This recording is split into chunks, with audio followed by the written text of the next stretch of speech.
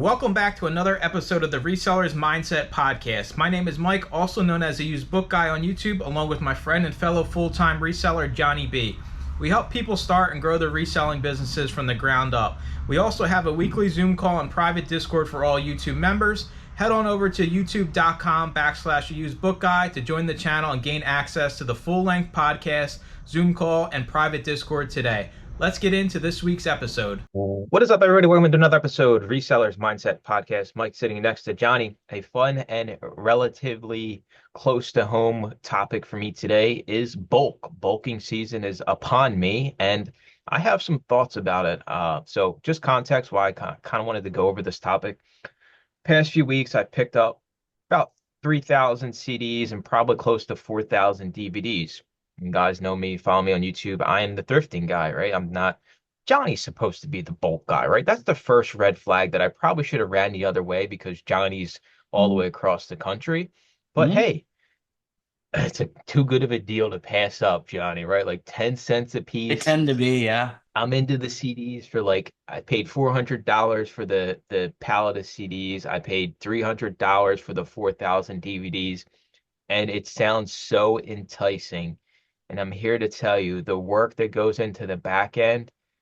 If I could go back, I might have still did the CDs, but the DVDs I 100% would have passed on, just from the workload aspect of it compared to running thrifting routes, taking only items I know I'm going to box up and get rid of.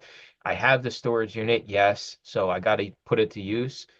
But man, bulk is a lot of work, and I I don't know, dude. Give me your mindset behind bulk and how you choose to deal with it, because that's kind of the life you thrive in. You love just being buried in junk. Oh yeah.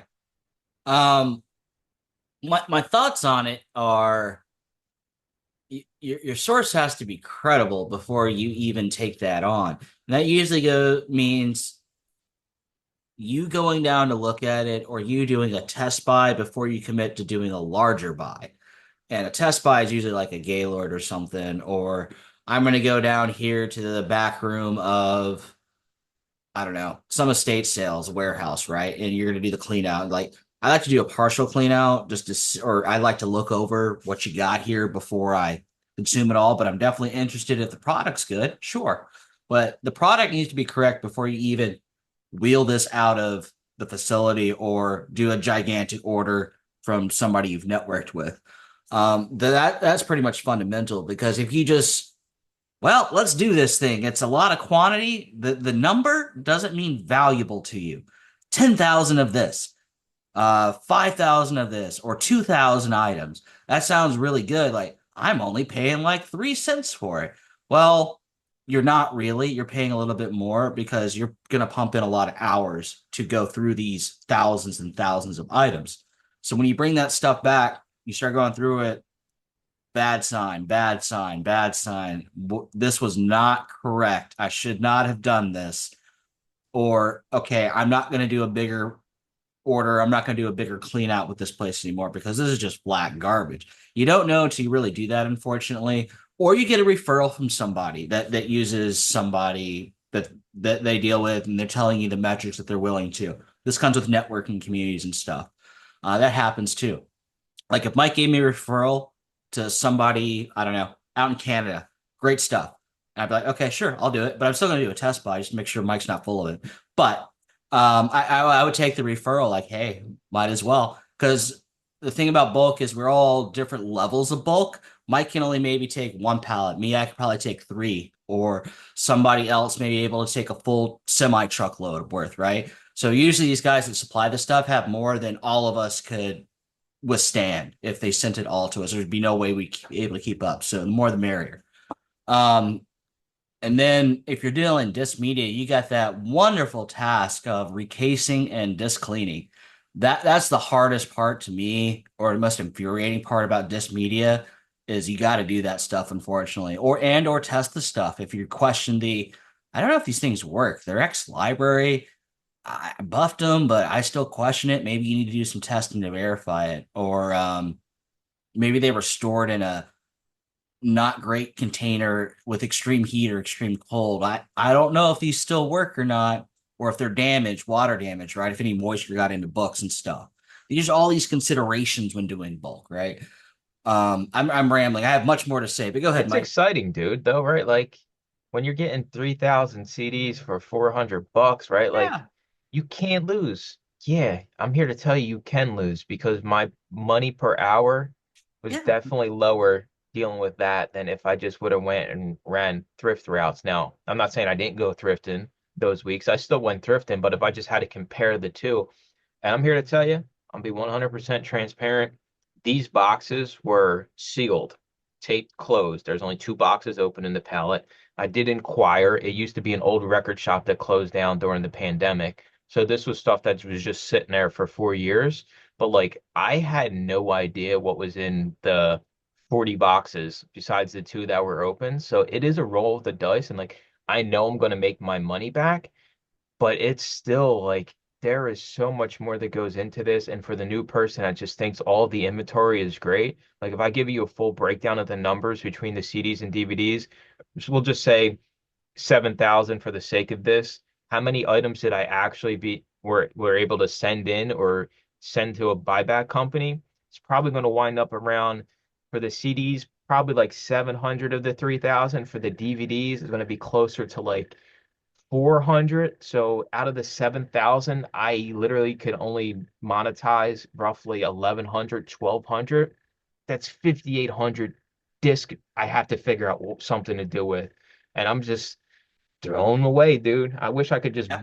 just have a wand and make them disappear, but you gotta load the car, unload the car, scan it, get rid of everything, take everything that's good, and then get rid of that as oh my God. I don't So Mike was spitting out a lot of numbers, and I was doing the internal calculator as he was doing that. So worst case scenario, because this is what I think about in bulk. Worst case scenario, what's the end result? He ended up about $3,500 in a worst case scenario. He'll probably make more than that, but then he's got to divide that $3,500 by the amount of hours he's putting in, then subtract all the cost, his buy cost, and then all the Amazon associated fees. The 3,500 factors in Amazon fees, but his buy cost and then his time. He's got to factor that all in and spread it out amongst $3,500. Was the amount of hours minus buy cost worth it? Yes, no, checkbox. That's immediately what my mind goes to on any bulk deal. No, I do say there's tons of benefits to both. Not everybody's a little sissy baby and, just doesn't want to deal with it like me. I do think people that have full-time jobs that need the inventory at home, maybe people that have kids that can't always get out the thrift stores. I think there's a lot of benefits of having the inventory come to you. And in your case, you've seen great quality stuff walk through the front door of your brick and mortar. So there are benefits to this model. I just think the person that kind of tries to half-ass bulk and a thrifting model, like you're on a ship that's filling up with water, and sooner or later you're going to sink. What's up, Amazon sellers? We wanted to take a second to talk about GoToLister, the software me and Johnny both use to list and manage our inventory and grow our businesses. With the fastest listing speeds out there and built-in profit analytics, it's a no-brainer. Easily and quickly have items available for sale using 2D barcodes and get more for your items with its built-in smart pricing. Make sure to check out the 30-day free trial at gotolister.com/Mike or using the link in the description below. Yeah, I mean, doing bulk or dealing with donations of any time or being the free pickup person or the clean out person, there's a lot of work. You're gonna get everything you are, but keyword there, everything, the junk too, the garbage, the waste management in bulk life, that's what hurts a lot of people. And here's what hurts them even more. They've got out all this stuff that's going eBay, Amazon, or whatever selling platform, and then they have all this stuff left over. And they're like, how can I make money with no? That's your first mistake. No. That's the biggest mistake, dude. I've seen bigger people than myself try to monetize the bulk, but the amount of hours they put in trying to do this versus just sticking with their core business, which in most cases is Amazon or eBay. Well, when I'm mainly Amazon when I'm talking about bulk. I'm not saying there's not bulk specific eBay sellers. There are, but their level of bulk is different than an Amazon seller level of bulk, in my opinion. It's just different. more quantity with the Amazon bulk sellers. So the Amazon sellers getting this thing. I'm gonna do eBay. I'm sorry. If you go to Amazon to eBay, that's a horrible life. If you go to eBay to Amazon, it seems like a great life, honestly, because there's so much more work, in my opinion, that goes into eBay for your time. So the $100 Amazon item compared to the $100 eBay item, the amount of time put into the eBay item is so much more than the Amazon $100 item. It really is. Amazon may take a little bit more of your money, but you get so much more time. So you can compound it much faster in an Amazon landscape than you could in eBay landscape. Uh, I'm sure you can give a horror story about bulk. I'll do one first. I drove 40 minutes away. Lady said, "Hey, yeah, I got a few boxes of book I need you to pick up." Nice area, right? Like, not like I was headed down to the ghetto. Nice area out in the middle of nowhere, farmland, central Pennsylvania. I show up. They're all stacked out there, right? Because a lot of people don't want to deal. They're, hey, I'll just put it out on the porch for you, free pickup, right? It's free, Johnny. I can't lose, right? Like, there's got to be at least two or three books in here that'll cover my gas and put a little bit of scratch in my pocket. She must have bought and owned every single Betty Crocker microwave cookbooks in existence. And when I say all 8 boxes were microwave cookbooks, they were all microwave cookbooks. So I literally just hauled the junk away for free. And this was probably a year or so ago. And it kind of smacked me in my face and made me realize, like, this is not the play. If you can be smarter and go get this stuff and leave the junk behind, 100% of the time, that's got to be your play. Don't be the person. And I have bulk relationships. People know I work with libraries, but that's like cream of the crop stuff, right? Like that's the really good stuff. That's not the stuff that's been sitting in somebody's basement for the past 12 years with the rats and the roaches and like that's the good stuff. That's what I want people to focus on in bulk is quality bulk. It exists out there. Just I bought my lots off Facebook Marketplace, Johnny. It wasn't like a supplier. This was just two random people selling thousands of CDs and DVDs. And why would somebody have thousands of DVDs? Well, he used to do flea markets. It's too much to load up the trailer anymore with the 35 boxes of the banana boxes full of DVDs. That's why he wanted to get out of it. And the DVDs just suck, dude. Like I got my whole fold out table. If you ever watch one of my YouTube videos, it's literally full. You can't fit another DVD on it out of the boxes because I have to scan them for buyback companies. And yeah, it's brutal, man. And I'll tell you what, I'm gonna lay low for a little bit, man. Unless there's, yeah, I don't even know if there's such thing as a deal that's too good to be true in the bulk game, at least for the next, for the rest of quarter 4 for me. I have my library pickup this week, but like I said, that's like, that's really good quality items. I don't have no problem doing that, but when it comes to disc media, I think I'm gonna not go on Facebook Marketplace and search CDs and DVDs, at least for the next month, because I got bit again and I made money. Johnny said, "Yeah, you make money, right?" I make a few $1,000s, but when I really start breaking down the time and work, dude, if I just would have ran my routes, like I could walk into some of these, record stores and leave with, $2,000 in profit, and it's just an IKEA bag full instead of having to deal with a literal car that's just CDs and DVDs falling out of. I did a bulk pickup. This is early on when I was an everything seller. It was a Coca-Cola collection and had everything. Had the Coke bottles, some were full, some were sealed, some were open, nifty bottles, and then glassware, plates, anything Coca-Cola could smack their brand on. I'm doing comps, okay, $20 here, $5 here, whatever. It's bulk, right? I'm starting to list this stuff. And this was one of the check boxes that got me out of being an everything seller. Definitely was one of those pickups. And I said, screw it. And then the hits keep on coming with this collection. When I decided to get out of everything, I just did a gigantic yard sale and had somebody come up and they wanted to buy the whole collection. I'm like, great, take it all, please. Thank you.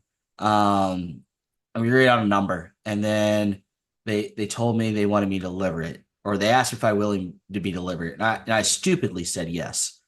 So after the yard sale was over, I threw it in sell in the storage units, and then I auctioned off the storage units, cleared all the everything out. But this deal still remained.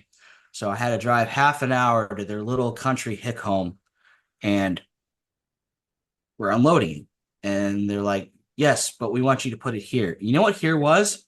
They had buried some drum barrels into the ground, and they wanted me to put the contents into these drum barrels, which I did. I don't know why it was done this way, but whatever. And then we put the caps on these drum barrels that are semi buried in the ground, and then we buried them. And then I left. Dude, I didn't want anything more to do with this deal. I drove home really fast, and I was like, never again. you should be on an episode of Unsolved Mysteries. I mean, but like we It don't was really realize. weird. I didn't question it. I just did it because I wanted to leave. I do think there's a huge upside in being a bulk reseller, but I do think there's a huge learning curve and having processes and thinking about employees a lot sooner Oh, yeah. than somebody like myself, where it's just me, right? You look at Johnny, we look at other people that we have over in the group that are doing bulk. You need to have somebody else because you have to process as much as you possibly can, as quick as you possibly can, and just keep going and keep scanning more and scanning more and scanning more. And you cannot get attached to the stuff that's not worth it. Right. I mean, you're inbound, outbound, like inbound, you're taking stuff in, outbound, stuff is leaving either in the context I'm using it, it's going to Amazon. It's outbound, meaning it leaves. Outbound could also be meaning junk disposal because with bulk, we'll get to this in a minute, it comes so much junk. But the more you can process, the more money you can make, even with labor involved. If you know your numbers, your metrics, that your criterion to send stuff in and or list for eBay and or list for merchant fulfill or whatever selling platform you deem fit for yourself.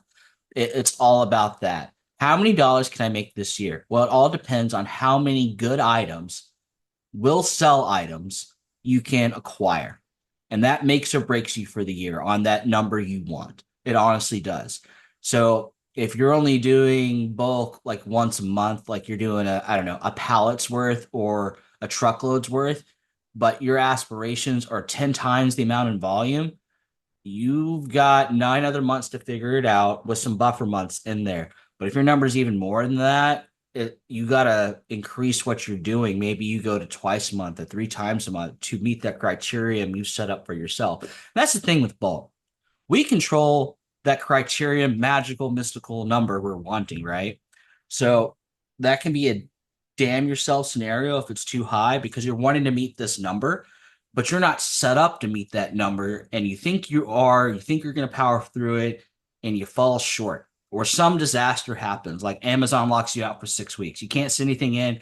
That backs up the pipeline for a month and a half, especially if you've made commitments to continuously order from somebody or continuously source from somebody. You got to pump the brakes for them, which screws up your entire calendar year. And once you're out of that window, how do you make it up is your initial thought. Maybe you can, maybe you can't, or maybe you give it the college try and whatever happens, happens after that. There's going to be something unforeseeable happen, or maybe the batch you're getting is completely garbage and you were banking on that, making a lot of money for the month. Well, you got to figure out how to cut your losses and move on and then make up the money you are dependent on to pay your bills, right? All these things that come with bulk life. Lots. I hate lots. Um, You it's know what? I've said this on a few podcasts, my own and or this one and some others here and there. Stop doing lots, please, and thank you. so the argument, Johnny, is well, like you got 6,000 CDs and DVDs. Why not just lot them up and put them on eBay? Yeah. Okay, I'll hear you out, right? We can have the conversation as long as we're willing to walk back the numbers. So they'll sell, right? I'm sure they'll sell. I'll throw up 100 disc only CD, DVD lots. I've seen this on some YouTube channels and just like you lay out all the CDs, you take 4 photos, you sell the 100 CD lot for $25, $30 after fees, the customer service, they break on the way. You are so much better doing tasks that make you a whole much more. That's why I don't mess around with it. I can go to a thrift store and I can make my $50+ an hour. Why would I ever want to burn my time, even if I have the time? Because if you have the time, then you should be out doing more high dollar performance tasks, like going to more thrift stores and more better sources. Why are we What do you think it is? Why are we so enticed to chase every single penny on every single item that we get in these bulk lots? Because we bought it. It's ours. We own it now. We're the proprietor of it.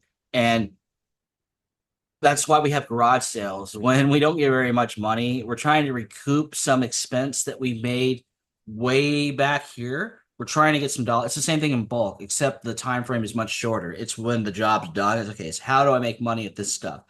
You see people try to sell it to other resellers, just throw it up on marketplace, try to go to bookstores, mom and pops, or commercial ones to get some trade credit. I'm not saying any of these things are unhealthy to do. And if you can make it work, great. But more people than not can't make it work. It ends up not being worth the time. Um, and even some of the commercial places, they have limitations. So you're stuck with this mess back home because you can only deposit so much at these times, these people that want to take it. Where shelves are full. If it's a mom and pop, we can't take any more right now. We need to sell some before we take any more from you. Or if you go to Second and Charles, I think there's like a 3 tote minimum, Yep. but you've got 100 totes worth of stuff. So divide that by X number of days, you still got this mess. If you're not dealing, if you have a storage unit and it's occupying most of it, it's going to continue to occupy most of it for X amount of days if that's your only outlet to this stuff versus just collecting it all, either going to a Goodwill that will take that much, because you know what? If it's too much, they will turn your ass away. Or going down to just the dump, or if you live out in the country, collect yourself a burn pile, honestly. The waste disposal in bulk is extreme. A paper recycler or a recycler in general, that can be a good means to the end. Maybe they pay you, maybe they won't, but at least they take it, right? You mentioned buybacks earlier. That's another form that a lot of Amazon sellers at least utilize to get rid of some junk and get some money back to you. But you have to analyze each one of these things, and it's going to be different for everybody. If you got a mom and pop who'll just take as much as you can give you, you may make more money than a buyback company and or a recycler, depending on the relationship. Or they turn it into store credit, which is you're taking better quality items. You're a cherry picker at this point, better quality items back with you to then get outbound. So a little bit of inbound for your outbound to go back outbound. I tracked it to so I could have like an estimate of so buyback companies, right? You scan your items, they say, hey, we'll give you X amount for your items. Usually this is stuff we don't want. So it's like it's junk, right? So they're not gonna give you any types of crazy money. My situation, it's about 50 cents per item they take. The accept rate from what they were taking was probably between like 5 and 12% out of everything. So I'm getting 50 cents per item. I actually time myself and my dollar per hour was right around $40 per hour. I can live with that. If it was anything lower, the stuff sitting at my storage unit, I would just automatically donate. But I did time myself for the first 3 batches I made for buybacks, and it's right around $40 per hour. This is just PayPal money coming into my account when it gets there. But even things like that, you have to pay attention because if that's a $10 an hour task, we gotta just turn and I'm all about turning and burning. And you could argue that hell, you probably shouldn't even have wasted time with buybacks. But it is what it is. I'll get some money in my PayPal account and then I'll go buy a Domino's pizza with my PayPal balance. So it's kind of like Mike math, it's like girl math, Mike math. I scan my duds so I can buy Domino's pizzas. Yeah, I said it a minute ago, but I'm gonna put some more emphasis on it. Depending on your level of bulk and your outlets for getting rid of junk, some things are better for other different level of bulk sellers. Like if you're a smaller bulk seller, buybacks make sense to me because you probably got the one pallet, you did the work. It's, I don't know, 6 o'clock at night. Most things are closed. Might as well scan for the buybacks, box it up, it goes out next day. Versus a person who may be 4 times in scale. Well, they're done with the one pallet. They got 3 more to go. So they're going to do that. And are they going to go back through, or they're probably doing it at the same time? And maybe they have a buyback gaylord that they're just slinging stuff in, and that's just part of the process. Or they're like, no, I don't even mess with the buy box. I just toss that stuff. Other people get. I've seen it before. I've done it myself. I've done a garage sale. This is the junk. This is before I open my storefront. Like I need it to go. I don't really want to throw it away. Let me do a garage sale. But doing the math after the garage sale, I mean, I made decent money, but it was like Starbucks hourly employee money. And it was like, yeah, this isn't worth doing. I'm just gonna throw it away next time because I lost time in the core business because I was focusing on the junk. How do I monetize the junk? We all struggle with this. Uh, we're not saying that making, $15 an hour is a bad thing, but in the reselling realm, your dollar per hour should be much higher than that. So Yeah. why not get paid more, right? Like it's all this comes down to is I just want you to make more money and arguably spend less time and do a lot less work because it's a lot of work dealing with bulk and it's not shown, it's not talked about. You see the trucks backing up, you see it getting unloaded, but you don't see somebody sitting there for 8 hours stacking it, scanning it, throwing it, sorting it, then loading it back up and getting rid of it. I think bulk, it's such a tricky balance. And I teeter totter, on a 6 month time frame, I'll be like, hey, get out there and do bulk. I will say it is good for somebody who doesn't have a lot of cash and has a lot of time because you trade your time for money in that situation. So if you're the person that's looking to scale your business and you don't have a lot of money, then 100% you need to be the free pickup person. You need to be the person taking the junk and squeezing every dollar you can get out of it because you're so new to the business. You don't want to spend a lot of money. You don't have a lot of money, but you still want to see growth. I think that's where bulk is the biggest play. The only other biggest play is being like Johnny or some of these people we have in a group where we're the bulk guys and girls of the club, and that's a-okay as long as you commit to that process. You don't see Johnny running out here trying to go to thrift stores in addition to the bulk, right? Like you never see it's funny because you never see the bulk guys worrying about going to the thrift stores, but you always see the thrift store guys and girls always worried about trying to get into the bulk game. It's so weird how that works. It's like the bulk people that accept we are the bulk people. We're only going to do this. They stay in their lane. They don't try coming into the thrift stores. But us thrifters, we're like, oh, Johnny, cut us in, man. Give me one of them Gaylords you got coming in. And it can sink your ship. Like it sucks some days. Right. And again, there's different levels of bulk. In my book group, I'm the smallest bulk guy. Let me emphasize it. In Mike's group, I'm considered a big bulk seller. I'm not. I'm not. I don't have multiple warehouses. I don't have 20 employees. Some people I know, they got that kind of shit. That's a different level of bulk than me. That's kind of like what that photo behind Mike there. That's what gigantic bulk looks like, large level bulk. The other thing to think about is bulk sellers tend to, I'll just make an employee do this low dollar hour task. So you're paying a low dollar wage to do a low dollar productive activity for them. That is not a good use of that employee's time, I'm afraid. But that is usually the go-to. Um, and that's the wrong thing to do. You need to put the low dollar earner, your employee, who doesn't make as much per you per hour. That's what I mean by lower dollar. I'm not trying to diminish the employees at all here when I'm saying this, but they make less than you at the end of the day, or they should. Um, and they need to be doing a high dollar task to not only justify their wage, but make you your more dollars an hour that you are worth. And maybe you give that employee a raise a year later. If I committed to being the bulk operation, like say right here, right now, I said, Johnny, going forward, I'm not going to thrift stores. I got suppliers. I'm going to be dealing with pallets and Gaylords. The first thing I'm doing is hiring an employee. And some of you out there doing bulk that are getting pallets, getting all this inventory, trying to do it on your own, it ain't going to last. It might seem glorious today, might seem glorious for the next month. The way you scale in bulk is by replicating yourself and paying yourself less money. This is just exactly what Johnny said. You just create little Johnnies that make less money than Big Johnny, and that's how you make money in the bulk game. It's so hard to do it on your own, and the one-offs, sure, I can handle it, but I mean, if you drop a truckload of stuff at my storage unit, like, dude, that would sink me for like 2 or 3 months. But if I had an employee and that's another tricky thing because resellers aren't trained with hiring employees and Yeah. SOPs and what should we have them do? What part of the business? It's such a slippery slope with bulk. And I think it's a great opportunity if you're willing to be super serious about being the bulk person. I think those people thrive. It's tough, man. Right. And then person brings on an employee and they're like, I'm just gonna do sourcing all the time. The employee can do all the shitty jobs. Ha ha ha ha ha as they drive away. That's not what it's like. You have to have that employee do jobs that make money, not just the shit you don't want to do. Honestly.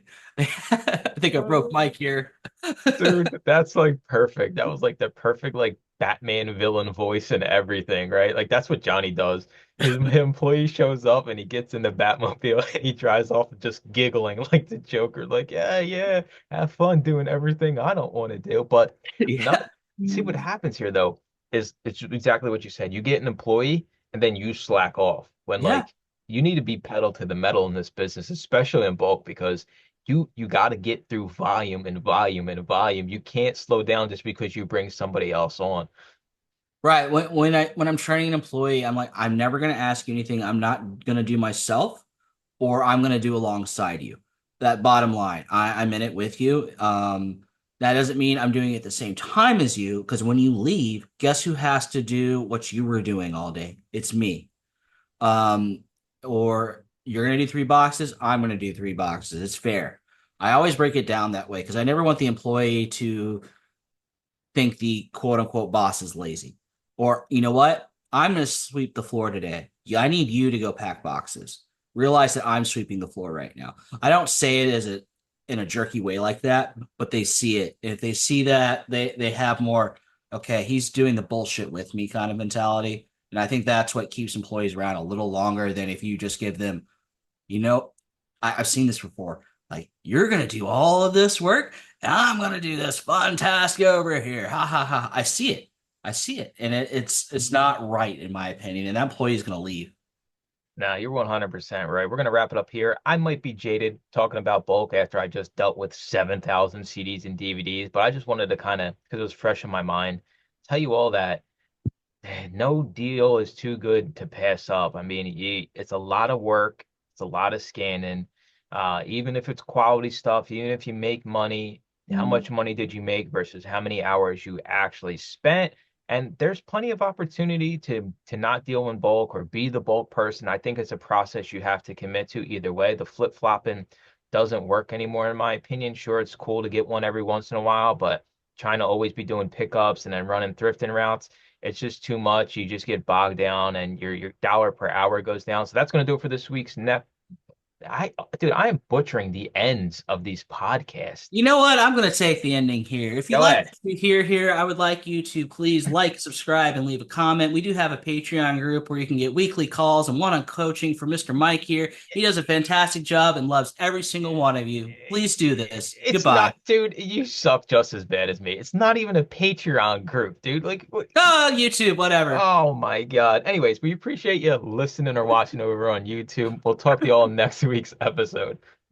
Thanks for listening to another episode of the Resellers Mindset Podcast. Today's full episode and all previous episodes are available to all YouTube members, along with the weekly Zoom call and private Discord. Head on over to youtube.com/the used book guy and consider joining for as little as $2.99 a month.